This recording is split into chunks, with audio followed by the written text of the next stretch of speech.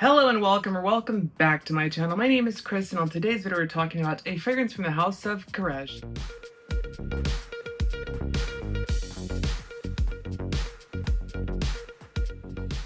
So Courrèges or Courrèges, this label it has been around for quite some time. Courrèges was French, obviously, and this is a French label.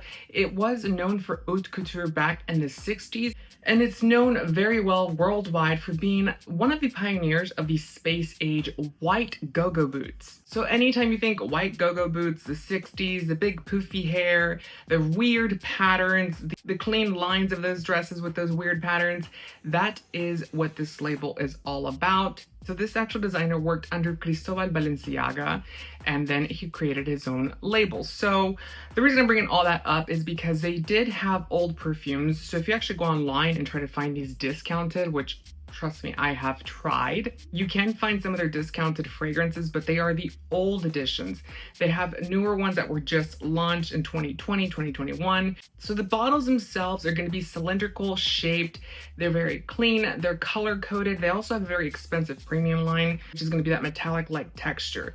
So the cool thing is I have the yellow one here today, and we're going to talk about it, which is L'Eau de Liesse. I think that's how you pronounce it. Again, I'm not a French speaker. I'm sorry. I know some people are going to correct me, and I appreciate all the corrections as long as it's not necessarily rude. You saber-toothed, hammered-head bastard! I don't give a what you got to say to. But this fragrance is the yellow one, and I thought, why not get a pop of color in my fragrance wardrobe? I know, I'm probably the only weirdo out there that literally goes and purchases fragrances based on what the bottle looks like.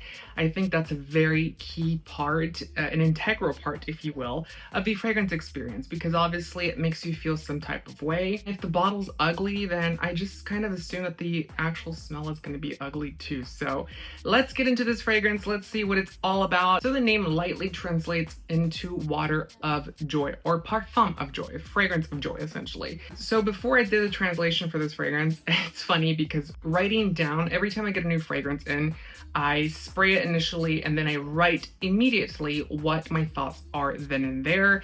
And then I obviously test it, try to wear it more to see what the longevity and performance is all like, all that good stuff. But the first thing that I wrote is this fragrance is happy. And it's quite funny because that's literally what the name of the fragrance is. I didn't know that at the time, so I found that out later. And I would say that's a pretty key representation of this fragrance itself. It does come off very happy, very vibrant once it first opens up. This fragrance was launched in 2022. This is one of the newer launches for the brand itself. And like I said, it comes in that yellow bottle. Notes, they're quite extensive, which is unusual because a lot of the newer ones don't have that many notes listed, but this one does. It's gonna have crystal fizz, which is registered and trademarked, so it's a synthetic component. It has macadamia, neroli, iris, heliotrope, jasmine, sambac, white musk, and ambroxan. The thing about this fragrance, and I will really quickly give you the comparison because I know someone's gonna get mad about this out there. Heliotrope is a very difficult note, in my opinion, to work with. So it either takes over the entire fragrance itself and kind of becomes the star of the show. It actually steals the show, if you will. Or it can be in the background, and if it's not done properly, it can kind of, for lack of a better term, fuck up the background of the fragrance itself. And you almost there. You can do it, I believe it, baby. So it doesn't really play nice a lot of the times, and it has to kind of be the center of attention if you're going to use heliotrope. What I love about this fragrance is that they actually use heliotrope in conjunction with iris to create a really beautiful fragrance. Heliotrope is a floral note, obviously, but it does have a sweetness to it. It's kind of like a honeysuckle type of smell, if you will. And when they paired it to the iris, which is a little bit cooler, the iris in this fragrance is very unique. It's almost distilled. And what I mean by that, it's not necessarily synthetic because that's not the right term here. They grabbed the natural component and distilled it over and over and over to get a pure concentration, but it's no longer raw. It's no longer natural. That's the type of iris that this fragrance does have in it. The really beautiful thing in this fragrance that makes this fragrance extremely unique and it almost softens things up, it adds a creamy texture to the fragrance overall, is going to be the macadamia.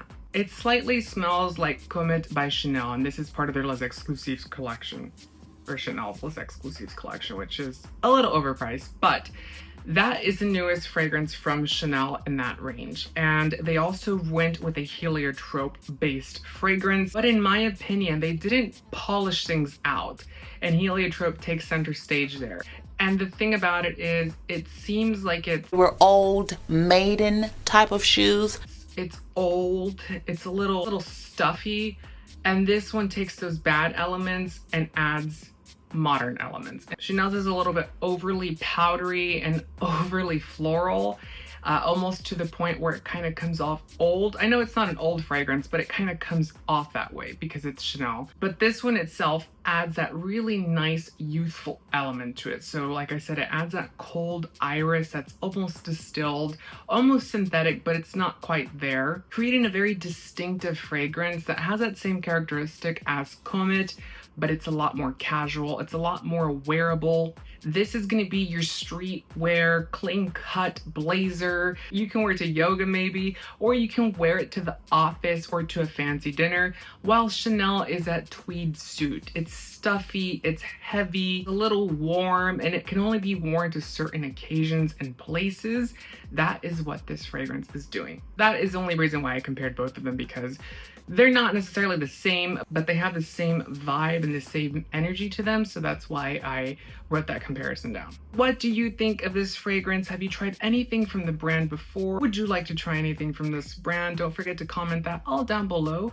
Don't forget to give the video a thumbs up and subscribe for more fragrance related content. Until next time, take care. Bye.